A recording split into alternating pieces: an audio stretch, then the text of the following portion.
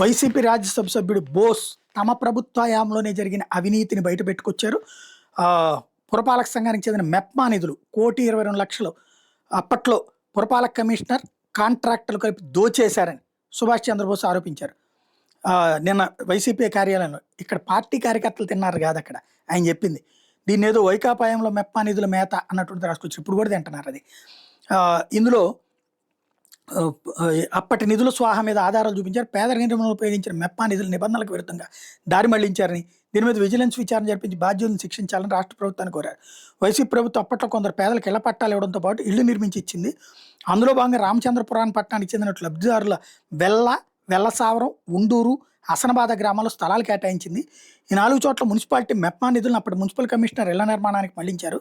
చివరికి ఇల్లు కూడా కట్టించకుండా నిర్మాణ సామగ్రి నెల్లూరుకు చెందిన కాంట్రాక్టర్తో కలిపి స్వాహా చేసేశారు.